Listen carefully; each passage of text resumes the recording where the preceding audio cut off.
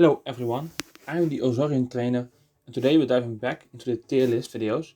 So far we've had ground and poison and today we're tackling a cooler type. Pun fully intended because we are looking at the ice type today. Now I talked about this with my good friend KingKrabz.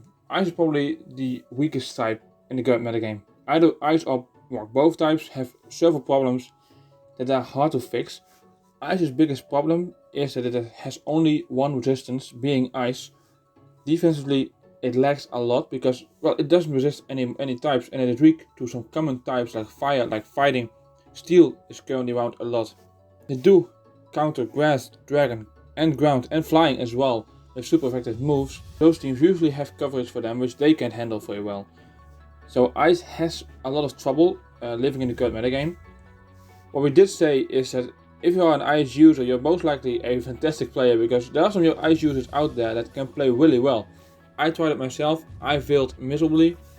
I lost a lot of battles with this ice team, no matter what I brought. I did win some matchups, even a matchup against a team that hit me super effectively, so that was nice. But other than that, I had a lot of trouble battling with ice.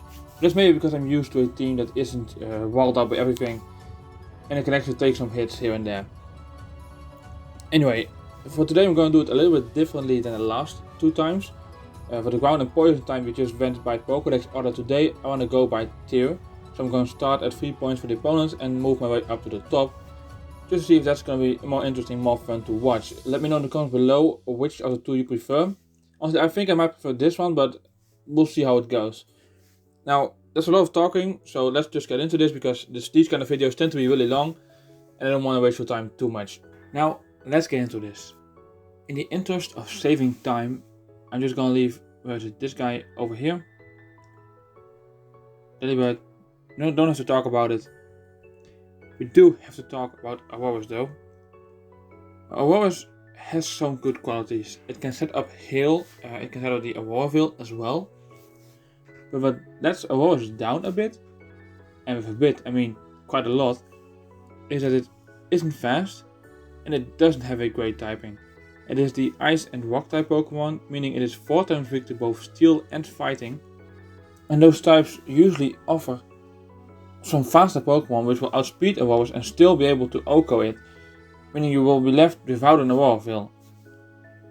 There are other Pokemon out there that can set up the hail and Auroraville as well, and they do that so much better than Aurorus that they kinda have to put Aurorus down this low. Also gonna be in the 3 points for the opponent's tier is Mr. Rime. Now, you know how we just talked about the Auroraville being really important for an ice team and being like Reflect and Live Screen all together in one and like stopping the Frill ice team from being KO'd all at once. It sounds pretty good, right? Well, you don't want Mr. Rime around it. Mr. Rime is a gigantic slap in the face for any ice type user out there because on entrance, if it has the ability Screen Cleanser, which is its main ability, it gets rid of all the screens, just completely evaporates all of them, including your own precious Auroraville.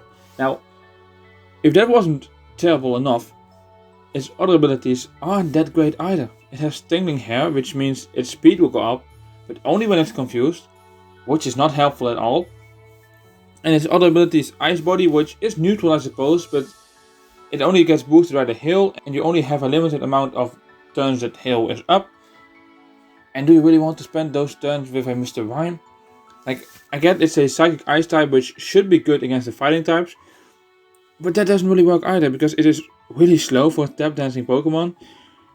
So there's nothing here. So Mr. Rime is just not good.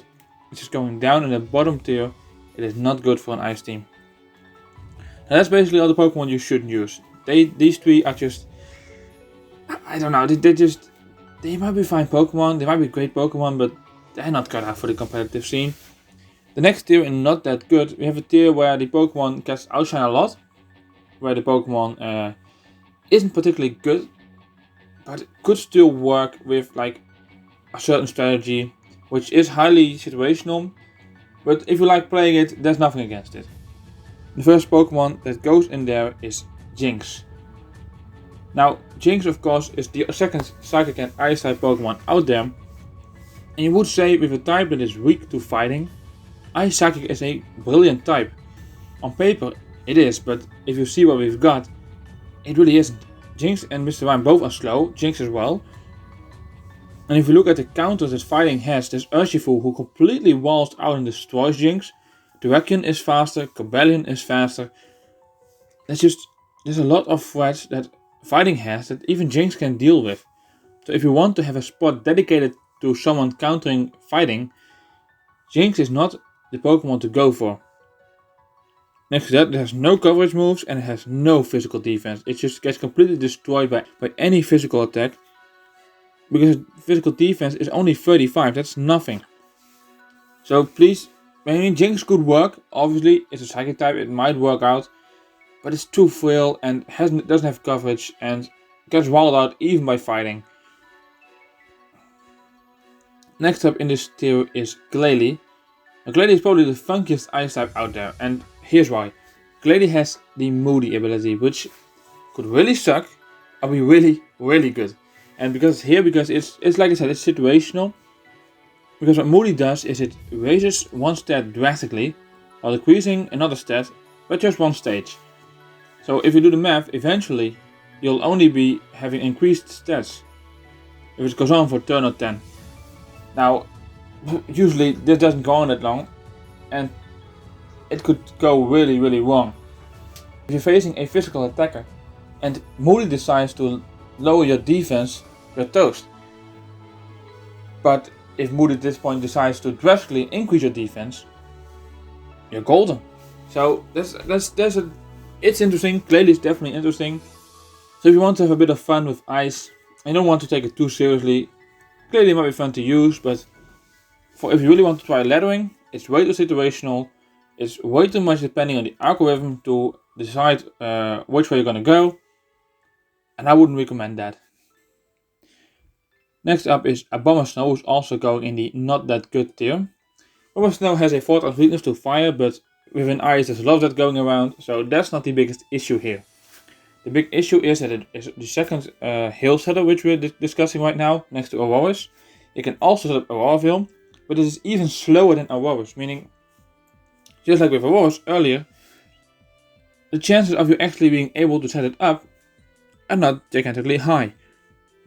Of course, it is more bulky than Aurorus, and its typing isn't completely destroyed by fighting and steel on entrance.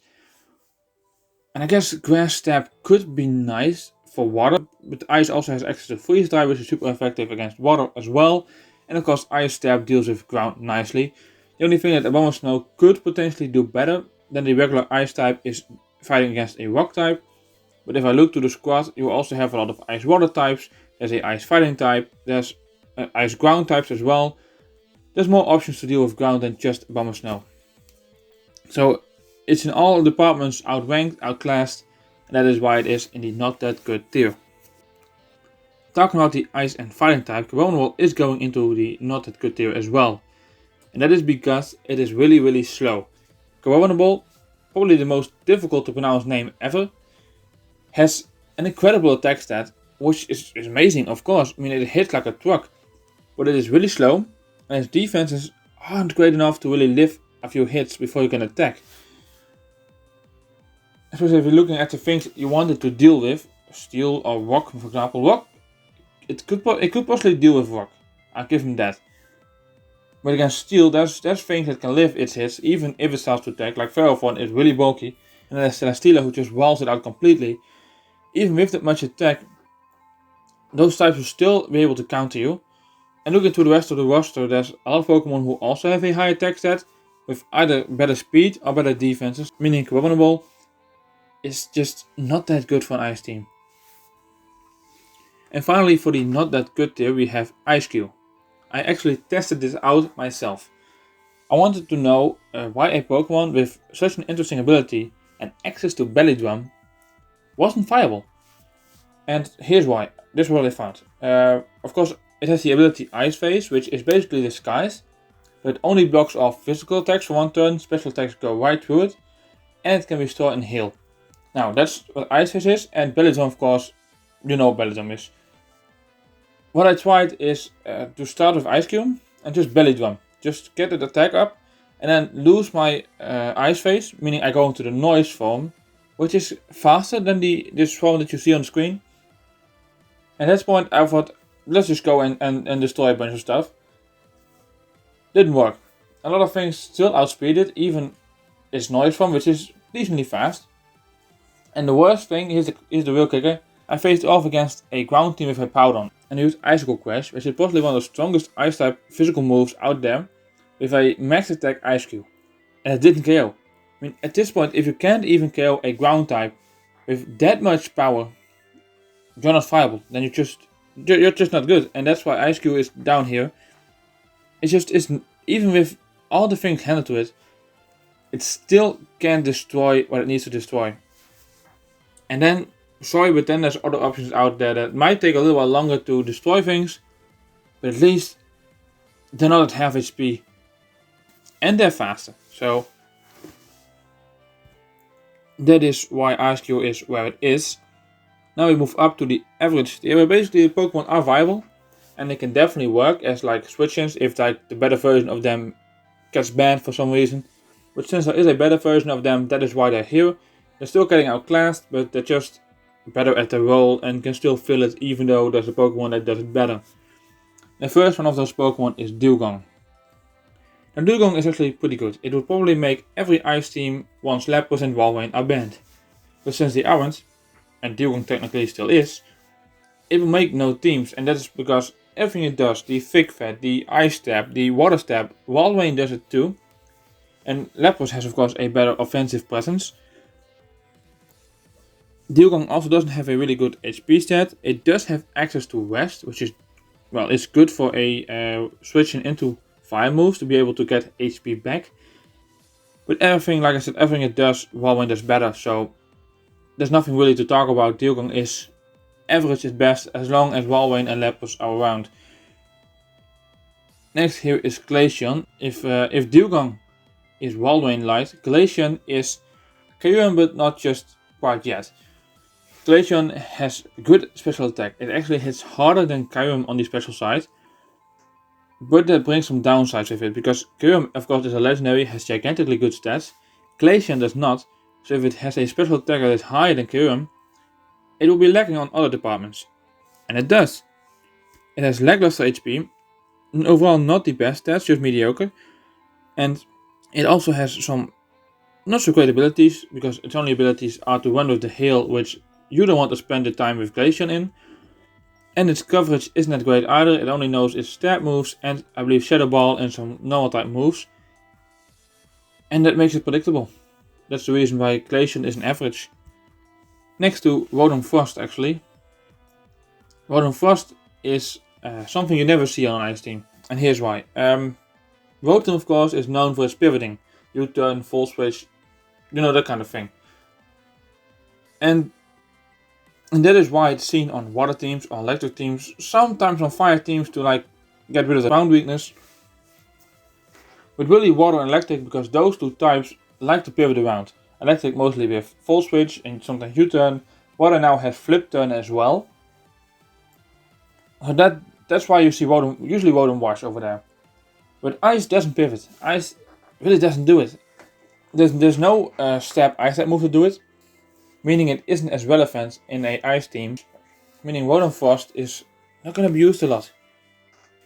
Then we have Beartic as well, the first Slush Rush user, the first one to be benefiting from the hail, causing it to be faster and building it up for a sweep, except not with Beartic. Beartic is too slow to be outspeeding the biggest threats. Even in hail, its max speed is 100, which is still going to be outsped by a lot of big threats. On the physical side, it hits really hard.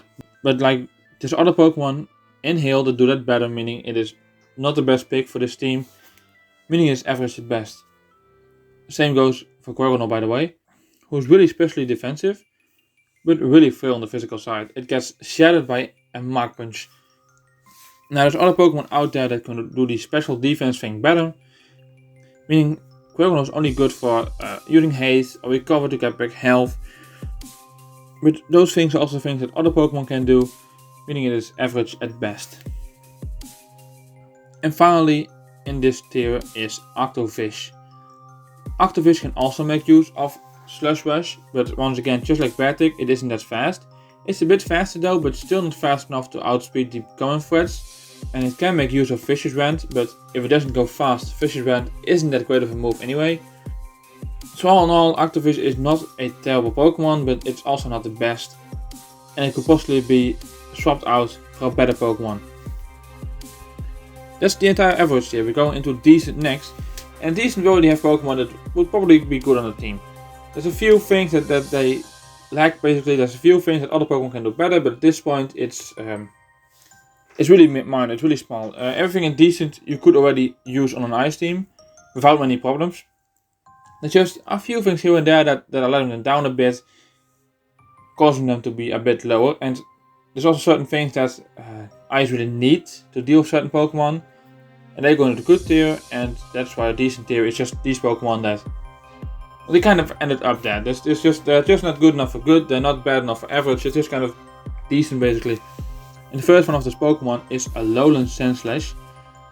Alolan Sandslash is by no means bad. Alolan Sandslash has the Steel type added to it, meaning while it does get a 4 times weakness to both fighting and fire, it also gets a huge ton of resistances that Ice previously didn't have. Which is great, because it helps you out.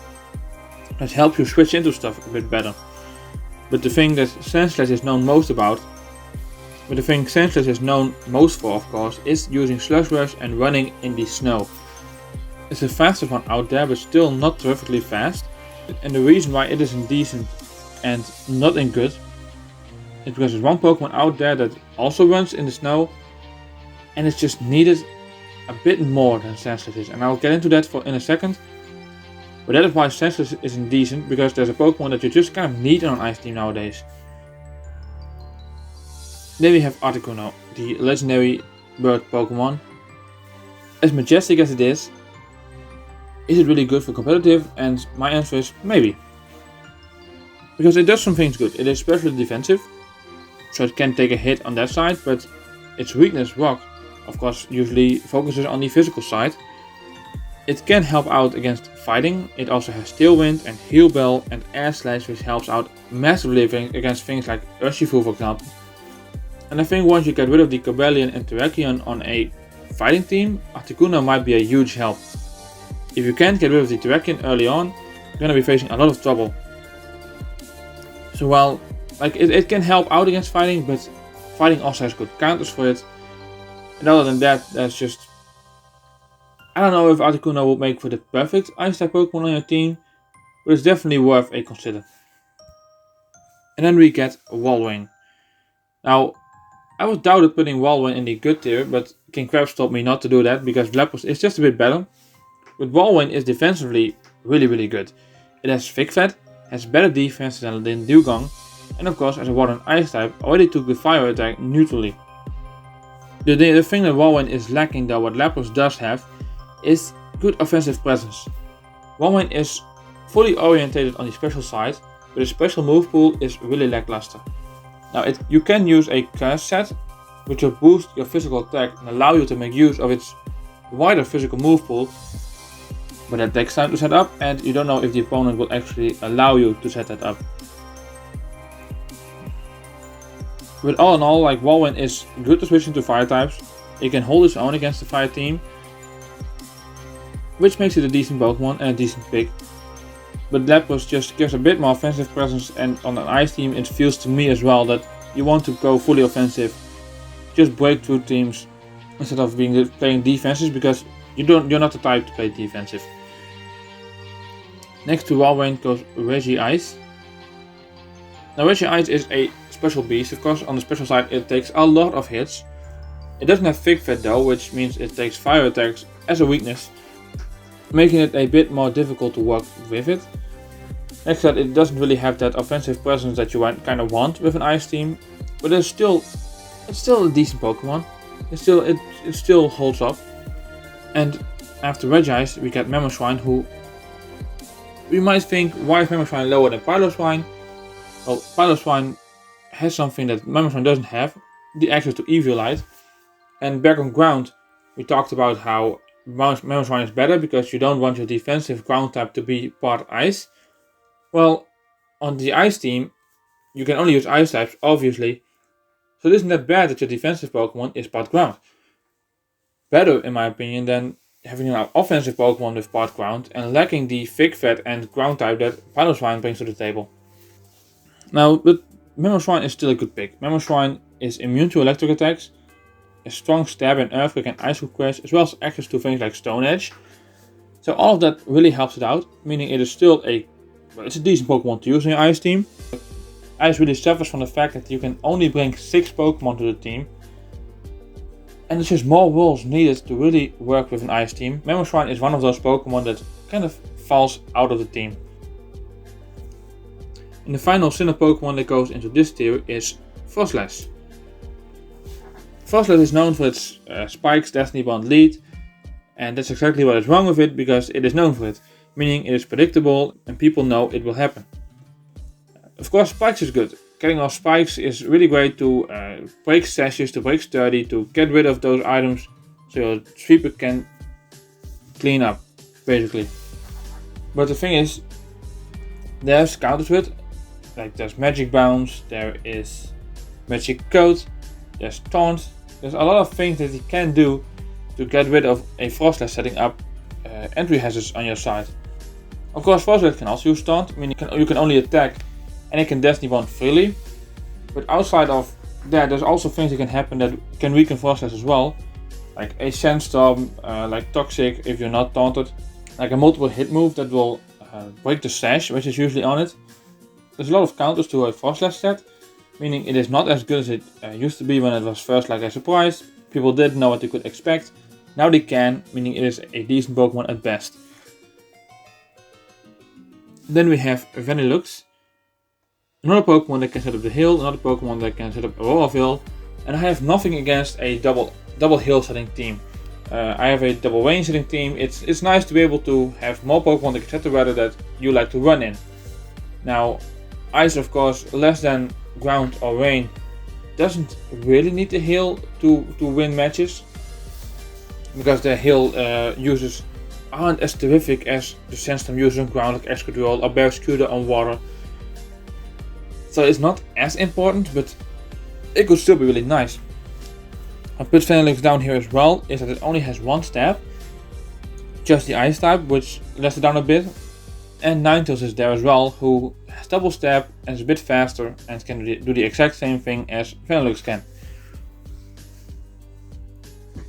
Also in a decent tier is Silvally. Now, last time in the poison tier list I forgot about Silvally, and for scripting this video I did as well.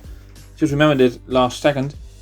Silvally is an interesting Pokemon. Its stats are all the same, which means it is not particularly good in any kind of field of expertise. What it does have is a strong, always stab multi-attack move, which does 120 base power, which is insane. And for a physical Ice type move, that's incredible. Because all we have is Ice Grass at 85, Ice Punch at 75 I believe, Ice Fang is even weaker than that. Icicle Spear, of course, multiple hit move, needs to hit 5 times to really do a lot of damage. So all in all, this multi-attack with 120 power is really strong. And that's why Silvally isn't decent here, because that really helps it out. Besides, it also has access to a lot of moves, because it can be every type. So it has so much stab, it has so much coverage, that you can never know really what to expect when you face Silvally. What lets it down a bit is that it could really benefit from having a few stats a bit higher and a few stats a bit lower. For example, it's fully orientated on the physical side. You could drop a special attack a bit. But having all the stats the same means you can also run both a physical or a special Silvally. But for Ice, a physical Silvally is easily the best because of multi-attack. So all in all, Silvally is totally not bad. I think on Ice he might be one of the better Silvally variants out there. But there's still better options even on Ice, so it's just indecent for now. And then we have Frostmoth, who's also going to decent. Frostmoth, as well as for Corona, of course, use Quiver Dance. And I feel like Frostmoth would work better on a Bug team than on an Ice team. And that's because like Ice already is a bit frail, it has a 4 times weakness to both Rock and Fire. Of course it has Ice skills, meaning it can live those hits a bit better, but it's still a 4 times weakness. It will end up in a regular weakness. Speed wise, it needs to have 1 Quiver Dance up to really start outspeeding things, which the opponent has to allow, of course. It might not always do that. I don't know, I feel like Frostmourne will best benefit on the bug team, and on ice there's a better option when you want to use a special attacker. Now we move up in the good tier, and these are Pokemon that are good for an ice team. I would probably recommend all of them, but they're just not that's vital. You can win without them.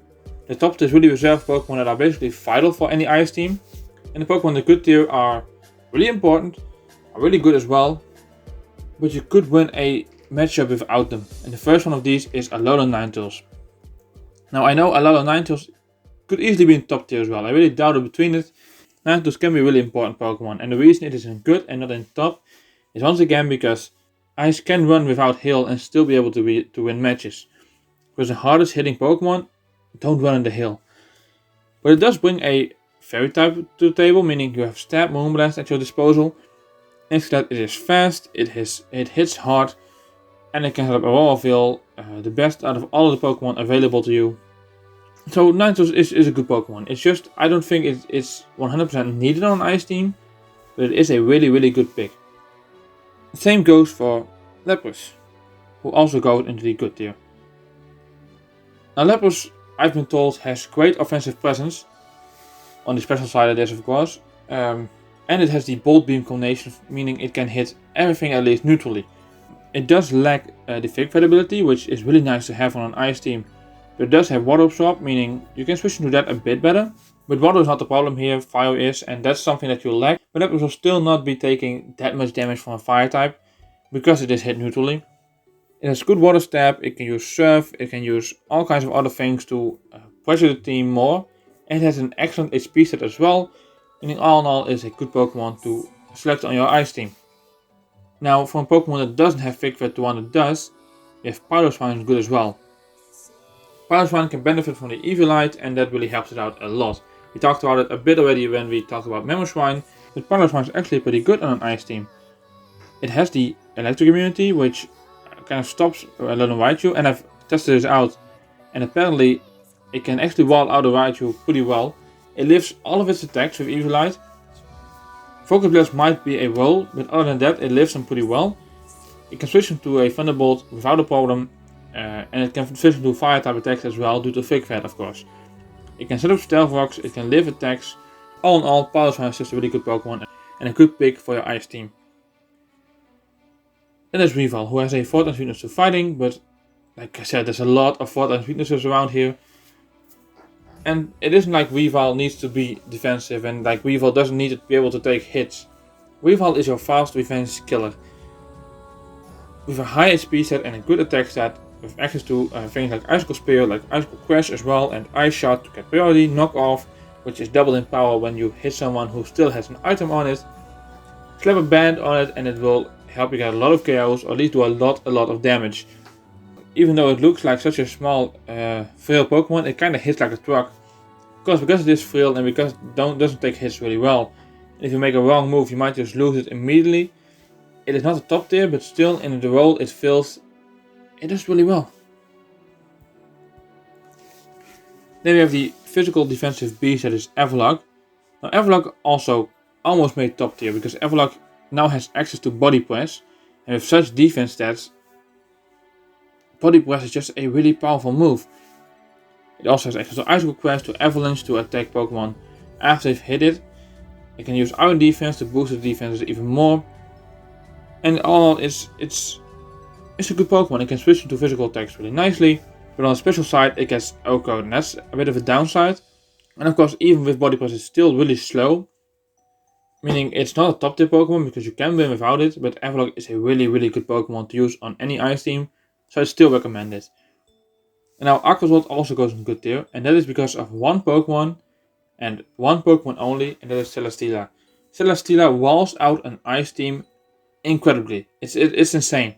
Just look at the tier list what we have, look what we still have left, and give me one good answer of a Pokemon that can actually take on Celesteela and walk out aside from Aquazolt. Aquazolt has Bolt Beak, which doubles in power if you move first, and Inhale, Aquazolt could move first, especially against this Celesteela. If they don't switch out, they're gonna lose it, meaning one of the biggest threats you could face over a Steel and a Flying team is gone. It's really insane that one Pokemon could just basically secure a spot on an Ice team. But it's just the truth. That's the reality what we're living in right now. Celesteela can just demand teams to bring a certain Pokemon just for its sake. And that's insane. But it also means that Aquasolt will most likely be getting a spot on your Ice team, because you don't want to be swept by a Celesteela, neither do I, so get that Aquasolt on your team. And last but not least for this tier is Glacier. Glacier hits like a truck, it's insane. It has 145 physical attack, 130 physical defense, which is insane, and it still has 110 in special defense, meaning on the special side it isn't frail either. Chilling Nye helps it boost its attack even more every time it KOs a Pokemon, and the only thing that leaves it down in the dust is its speed. You can see how certain ice types really lack speed, like Romanable, like Everlock, and now Glacier as well. Being so slow doesn't help you out a lot, it holds you back. If Glacier would get some kind of speed boost or something, it would really help it out. But for now, I just can't put it in the top tier. But still, with that attack stat and those defense stats, I can't put it any lower than good either. Glacier is a good pick. But now we're going to the top tier. These are 3 Pokemon that, you already see them, but these are 3 Pokemon that I think are vital for any Ice team. And the first of them is Cloyster, of course. Cloyster goes here. And Cloyster is as versatile as you want. Of course you see the Shell Smash set a lot, but you can also run it fully defensive. It can take steel type attacks like no other. It just, on the physical side, good luck breaking it, because it will most likely not break easily. On the special side, you can run through it. It's just really weak there. But look at the physical side here. That's not the reason why it is this high. Shell Smash is the reason why it is this high, because Shell Smash, of course, the White Herb to restore defenses, as well as Skill Link, meaning that its attack, meaning its multiple hit attacks, like Icicle Spear, like Rock Blast, will always hit 5 times. It breaks every sash, it breaks 2 subs, it breaks 30.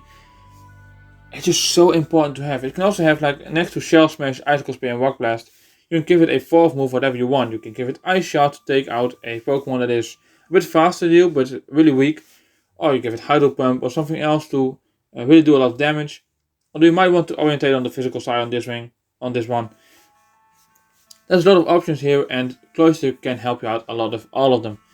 I can definitely recommend that Cloyster is a good Pokemon to use and probably vital for any Ice team. And so is Galarian Damanitan, which is a beast. There's 2 versions of it, both are good. The first version is of course the Zen mode version, where you go into a fire and ice type when you have HP. It's good, but it's not as amazing as the Guerrilla Tactics one. Guerrilla Tactics means you basically have a band, but then has your ability, meaning your item slot is still open. And the most common set is the Guerrilla Tactics Choice Scarf Damanitan, which is basically a band and scarf together. It hits really hard and you're fast as well. What also helps is that its Zen mode is part fire type, meaning Galarian Damanitan is one of the only 2 ice types with access to a fire move in Fire Punch and Flare Blitz as well. Meaning that there's a lot of options with your Galarian Damanitan to break through things like steel type Pokemon, like Ferrothorn for example, which is a big problem for an ice team, and also helps you kind of deal with Celesteela. Not tremendously, but I guess it kind of works. And it's just nice to have Fire Stab on the team. Finally, for this tier list is Kyurem, the legendary Ice Dragon Pokemon, who is on the special side really great. It also has good HP and decent defenses, meaning all in all, it's a good Pokemon. Of course, there is no Kyurem Black, who will probably be going a tier above the top tier if it was allowed, but it's gone, meaning you are just left with the regular Kyurem form, who can still really hit hard. It's a Pokemon with a base stat total of 660, which is pretty insane. It's the strongest Ice type out there, and its move pool is helping you out a lot as well. It has Ice Stab, it has Dragon Stab, and outside of that it also has a lot of other type moves to really help you out to become versatile, to become unpredictable. It just is a good Pokemon to have, especially on the special side, to really hit hard on that side as well. And if you put Specs on it and a Scarf on it, it will really help you out a lot. Now, this is the tier list. Let me know which ones I got wrong, let me know which ones I did get right. Let me know also below in the comments if this is a format you like, or if I should just go back to ranking them by the Pokédex order instead of going by tier. And that's all. Thank you very much for watching. If you're still around, that might mean you like my videos. If you do, please consider to leave a like or to subscribe. It's really appreciated. And other than that, I'm out of words now, so I'll see you guys very soon.